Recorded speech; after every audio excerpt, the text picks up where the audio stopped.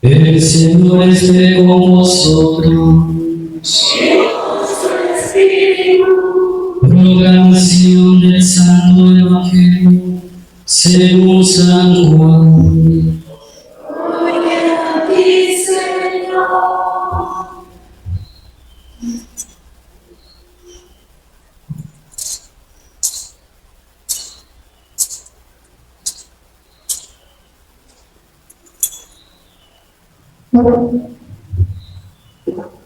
Al anochecer de aquel día, el día primero de la semana, estaban los discípulos en una casa, con las puertas cerradas por miedo a los judíos.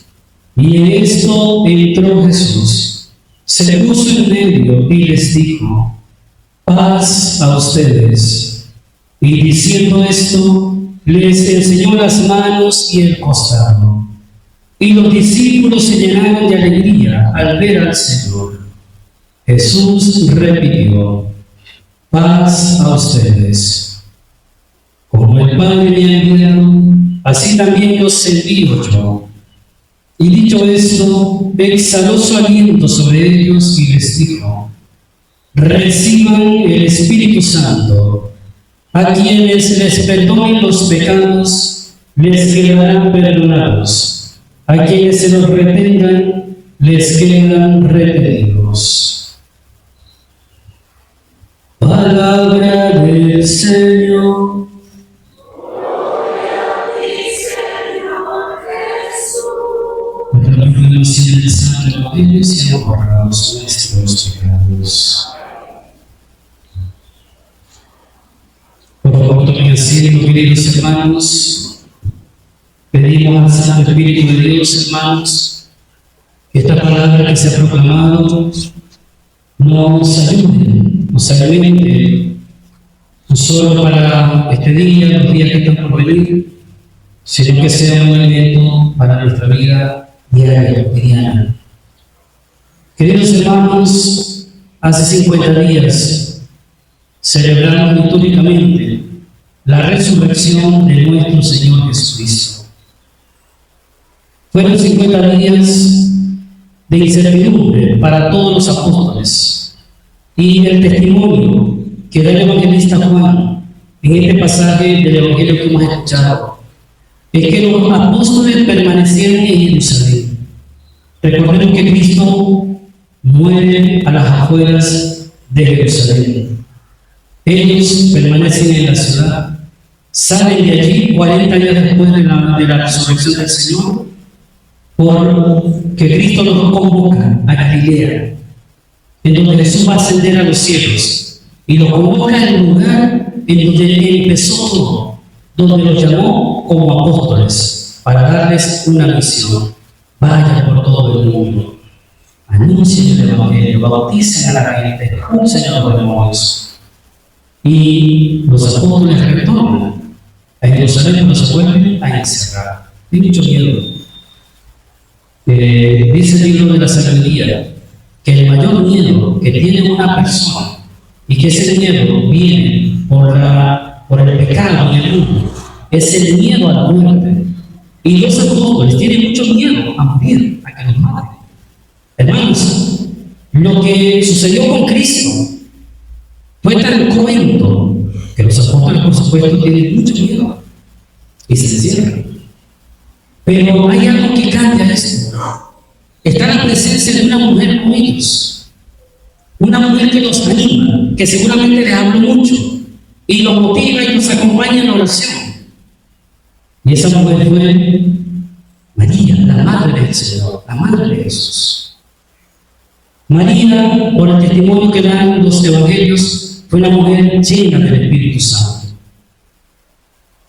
Cuando el arcángel Gabriel la visita en Nazaret, le dice: alégrate, María, el Señor está contigo, el Espíritu Santo descenderá sobre ti. Pero no en ese momento nada más, descendió en ella para siempre.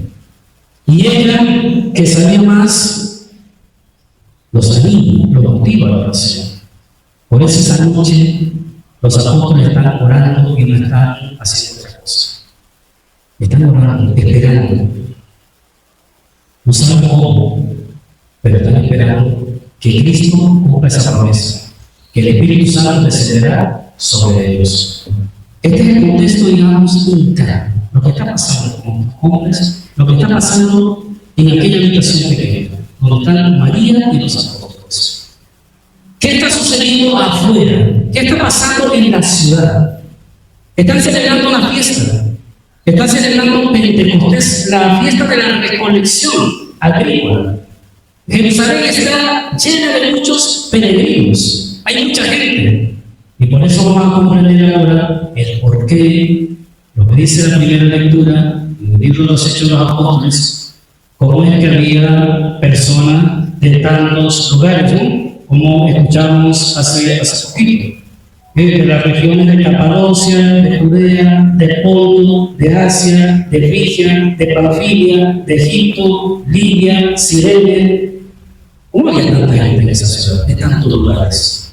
Había una fiesta. Y todos los peregrinos a las fiestas iban a Jerusalén. Afuera ese es el ambiente. Adentro, mucho miedo, orando. Y afuera, mucha fiesta. Alegría. Y en ese contexto, Dios decide venir en auxilio de sus hijos. Atención, hermanos. Las circunstancias externas no han cambiado. Todavía hay mucho de odio hacia Cristo y los apóstoles. El ambiente no es favorable. Nada ha cambiado afuera, nada. Lo que empezó a cambiar fue el corazón y la mente de los hombres. Eso fue lo que empezó a cambiar como Pentecostés. Una vez que reciben el Espíritu Santo, aquellos hombres, el miedo que tenían, ahora se sienten capaces, sienten una valentía, una fuerza. La tristeza por la muerte de Jesús y que Cristo había resucitado, pero todavía tenían tantas dudas, ahora se disipan las dudas. Y ahora comienzan a ver con claridad. Nadie se dice nada entre ellos, pero todos lo han entendido, todos han entendido bien lo que tienen que hacer. Afuera nada cambió. Adentro la transformación es total. ¿Cómo empiezan a cambiar las cosas afuera, en la sociedad, en Jerusalén, en la ciudad? Todo empieza a cambiar cuando uno de estos apóstoles, Pedro, toma la palabra y está con ese sentido y sin pedirle permiso a nadie, se pone en un lugar un poco alto y empieza a gritar, a hablar fuerte. No le importa nada. Hablar de todo el mundo. Y la gente lo que se sorprende es que en diferentes lenguas todo el mundo lo entendía. ¿Quién es este hombre? O sea, habla, pero todo el mundo lo entiende. Porque uno de los regalos de los frutos del Espíritu Santo es que nosotros nos podamos entender, aunque hablemos muy diferente. Y cuando digo hablemos muy diferente, no me refiero al idioma sí, sino al lenguaje. No todos aquí hablamos el mismo lenguaje. Pero el Espíritu Santo hace que nos entendamos. En una casa que es más reducida, una familia, todo el mundo habla lo mismo. Y el Espíritu Santo ¿qué hace? Que se puedan entender. ¿No les pasa así en su casa o todos ustedes se entienden 100% todo el tiempo? ¿Su familia es así? Marido y mujer se entienden a la perfección 100%, pero no es así, la mujer ya sé qué es lo que quiere. Ya sé que, ¿ok? Muy bien, es cuando se va agrandando o se va abriendo más el abanico. En esta parroquia, se habla muy distinto. Pero el Espíritu Santo, ¿qué hace? Que uno se pueda entender. ¿Cómo las hermanos? El Espíritu Santo. Y Pedro empieza a hablar y la gente empieza a entender. Y ahora sí, aquella ciudad empieza a cambiar. Porque estaba tranquila, pero ahora esta gente alborotó a todo el mundo. Y de lo que pensaban que la cosa me quedaba como tapadita, porque recuerden que lo único que se hizo fue inventarse una mentira, el Sanedrín, le pagaron a un grupo de soldados y le dijeron: ustedes a quien le pregunten van a decir, los apóstoles se robaron el cuerpo de Jesús para decir que había resucitado. Y termina el documento diciendo: y eso lo creen hasta el día de hoy. Y los que pagaron dijeron: bueno, eso fue arreglado para que se acabó el problema. Pero 50 días después se acabó todo. La sociedad fue le dijo: no había cambiado, y por eso los apóstoles van a llevar a la cárcel, les van a golpear muchas veces, pero mientras más golpes reciben, resulta que más fuerza tienen. Y hay un golpe duro que van a recibir los apóstoles y toda la iglesia del cielo. Cuando matan a aquella familia de Jesús, Santiago el apóstol. Cuando matan a Santiago mayor, le dan un golpe duro. Pero como Santiago no se escondió, Santiago no se cayó, esto hizo que los demás tomaran fuerza.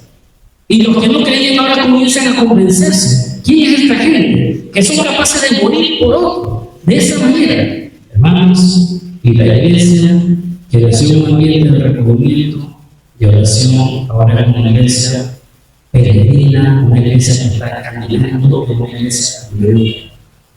Es una iglesia enviada, es una iglesia para que esté siempre caminando entre la gente. Por eso, hermanos, uno de los males que podemos tener como iglesia católica es que nosotros nos contemplemos tanto a nosotros mismos que nos olvidemos del resto de la sociedad. La iglesia católica, nosotros como cristianos, nos importa lo que pasa en la sociedad. Esta parroquia de Nuestra Señora de Mayo te importa lo que pasa en San Felipe como ciudadano.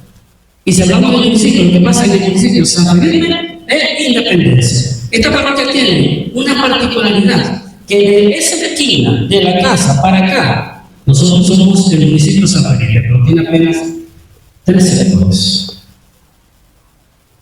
Esta parroquia tiene en total 8 sectores. 3 sectores pertenecen al municipio San Felipe y 5 sectores pertenecen al municipio Independencia.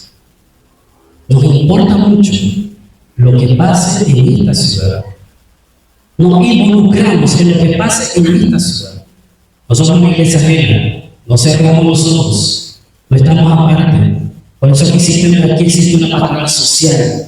No importa el enfermo que está solo, el que no tiene medicamentos, no importa. Por eso aquí existe una pastoral juvenil. Nos importan los jóvenes, los niños. Nos importa lo que te pasa en ellos emocionalmente, lo de sus pensamientos, los que están viviendo con un vacío muy grande, los que han pensado en un momento en el suicidio. Nos importa. Por eso nos acogemos, por eso nos acompañamos, por eso nos guiamos. Nos importan las familias, por eso es que hay una pastoral familiar. Nos importan los matrimonios, nos duele. Cuando hay una ruptura con los esposos, nos duele. Por eso, hermanos, trabajamos por la sociedad.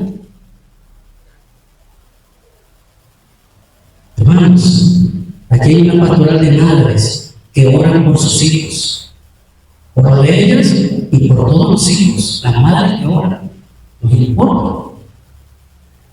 Hermanos, no somos ajenos, no somos una iglesia en una cajita de cristal para alabar a Dios, para rendirle culto, pero no nos importa lo que está pasando fuera o alrededor de nosotros. Señor, la iglesia, la parroquia, está caminando en medio de esta sociedad. Porque ese es el mandato de Cristo. Vaya, anuncie, predique, sane, expulse los males. Por eso, queridos hermanos, yo quisiera hoy exhortarles. Primero, hermanos, agradezcamos a Dios el don de la iglesia católica en una ciudad, en un pueblo. Agradezcamos a Dios el don de la iglesia. Recordemos que la iglesia no es solamente un templo, la iglesia somos todos los bautizados. Agradezcamos ese don. Donde veamos una iglesia, nos presionamos y les decimos: Bendito y alabado sea el santísimo sacramento de la verdad de Dios, presente en medio de su pueblo. Y Dios quiere que cada parroquia tenga un sacerdote, un párroco, que acompañe a su pueblo, que camine con su pueblo. Primero, hermanos. Segundo, hermanos, hay algo que a nosotros nos puede ir callando, nos puede ir encerrando, que es el miedo. Sobre todo el miedo a ser rechazados, el miedo a no encajar, hasta en las cosas más sencillas.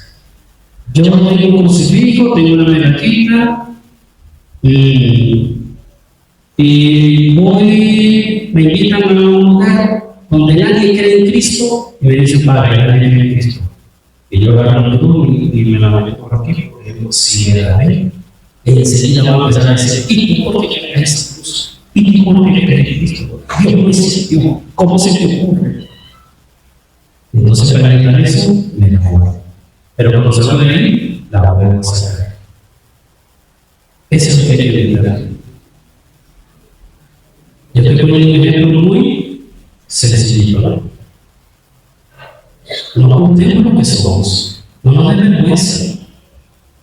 Nosotros somos de Cristo, somos de Cristo. No tengamos miedo, no tengamos pena. Queridos hermanos, hay un santo que se llama San Damián de Bester, que trabajó mucho con leprosos, un religioso. Él fue a una isla llamada Colocán, donde estaban los leprosos. Y cuando llegó a la isla, dentro de la misma isla, había leprosos que no estaban tan mal y había una parte donde estaban todos los leprosos a punto de morir, ¿no?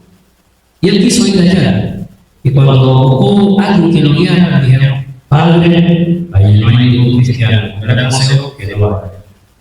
Y le preguntó a la persona que hablaba con él, ¿tú eres cristiano? Sí. Ok, cuando llegué a Varas, dos cristianos. Si a nosotros nos dicen, hay cristianos, entonces tú no eres cristiano, no, por allá mejor. No. Donde no hay cristianos, donde la gente no cree, donde hacen las cosas, digamos, muy distintas a lo que Cristo ha enseñado, ahí tenemos que estar nosotros. En esos ambientes.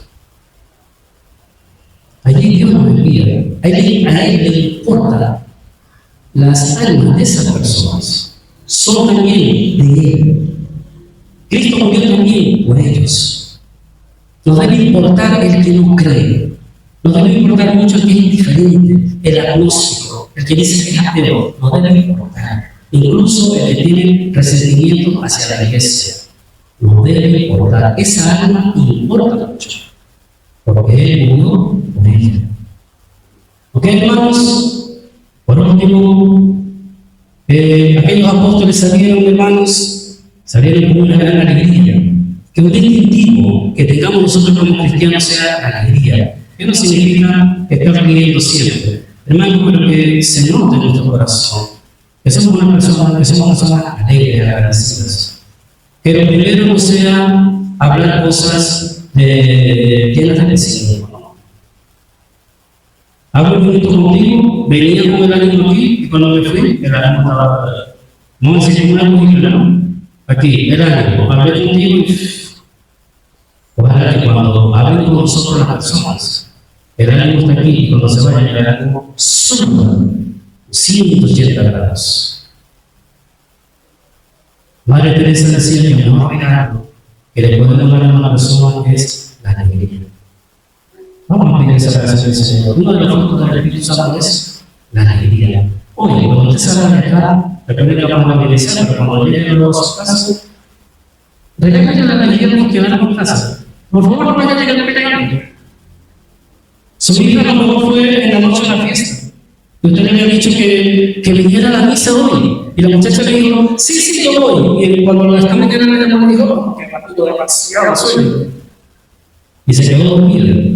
Bueno, prepara las arepas para cuando llegue. Cuando usted llega, la muchacha se asusta que no te prepara nada. Pero usted está yendo, está regresando de la Eucaristía. Por favor, no vaya a llegar peleando con él. Pero vamos a ir a la fiesta, sí, pero para la misa no y las arepas. Del inverso, y cada persona vamos a hacer las arepas. ¿Le parece? ¿O van a llegar peleando? ¿Van a llegar peleando? Porque ¿van a llevar alegría? Eso, muy bien. Entonces vamos a pedir al Señor que sea así y que se haga su santa voluntad con ustedes y su familia. Amén. En el nombre del Padre, del Hijo y del Espíritu Santo. Amén.